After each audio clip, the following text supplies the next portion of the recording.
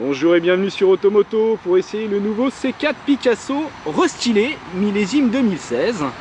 Un restylage très léger qui concerne essentiellement le bas des boucliers avant avec, vous voyez ici, ces anti-brouillards au pourtour chromé. Un véhicule qui fait toujours 4,44 m de long, donc qui reste relativement compact.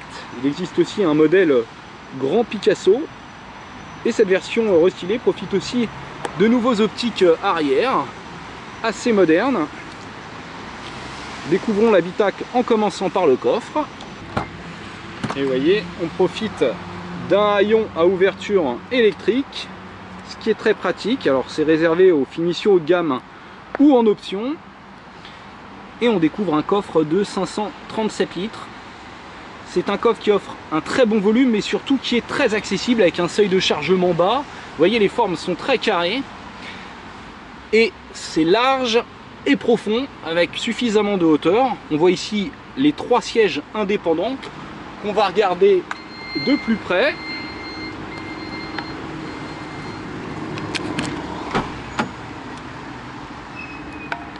Alors ici, vous voyez, ces 3 sièges se rabattent très facilement à plat. Ils coulissent, ils s'inclinent, donc on a une modularité parfaite.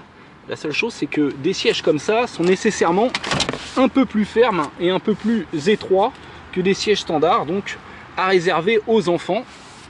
Mais vous voyez, on n'a pas de tunnel central, donc on a vraiment 3 sièges vraiment indépendants. On peut mettre 3 enfants sur 3 sièges auto. Ça, c'est bien.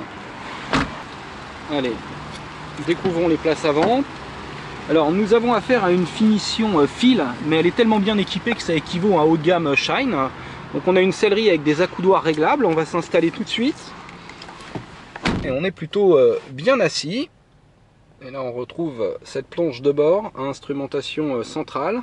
Et toujours cette finition vraiment très soignée. Citroën n'a rien à envier aux Allemands. Regardez ces matériaux rembourrés, très agréables au toucher comme à l'œil.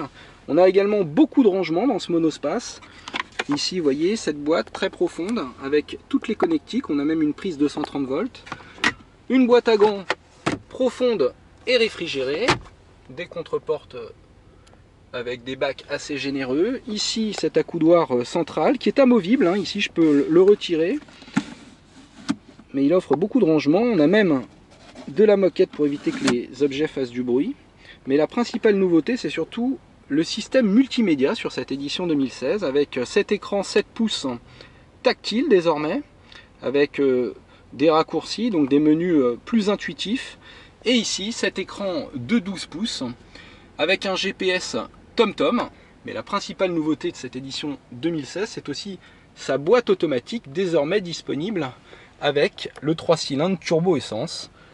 Donc on se met en drive et hop, il n'y a plus qu'à partir. Le frein automatique s'est découplé et c'est parti avec le jogger.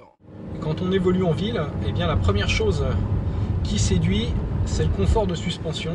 Même si on a des jantes de 17 pouces sur notre modèle d'essai, eh bien ça reste très souple, même à basse vitesse sur les nids de poules. Donc pour évoluer dans Paris, c'est très bien. Et puis la douceur de la boîte automatique avec le petit moteur essence, c'est du gâteau. Donc quand on prend des virages en appui, là je suis sur un rond-point par exemple, ça manque un peu de maintien au niveau des dossiers et le véhicule prend un petit peu de roulis, mais je dirais que c'est le prix à payer pour avoir un bon confort de suspension. Allez, on accélère sur voie rapide.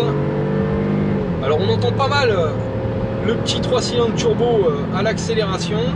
Maintenant il se calme à régime stabilisé. Par contre la boîte, vous voyez, elle reste en 3e. Donc je vais utiliser le mode manuel pour lui dire que j'aimerais bien qu'elle passe la vitesse supérieure. Maintenant je roule à vitesse stabilisée. Une boîte qui n'est pas très réactive mais qui a au moins l'avantage d'offrir un mode manuel. Donc à vitesse stabilisée sur voie rapide, on entend un petit peu les bruits d'air et de roulement, mais le moteur reste discret. Les systèmes d'aide à la conduite sur cette édition 2016 ont évolué. Désormais, ils peuvent intervenir sur le volant si on change de fil sans avoir mis son clignotant, par exemple. En matière de consommation, le constructeur annonce 5 litres 1 en mixte. Dans la réalité, il faudra plutôt tabler sur 7 litres 5, voire 9 litres en usage purement urbain. Et au niveau tarif, il faut prévoir un peu moins de 30 000 € pour une finition intermédiaire, fil, et 32 450 € pour une finition haut de gamme Shine. Allez, à bientôt sur Automoto.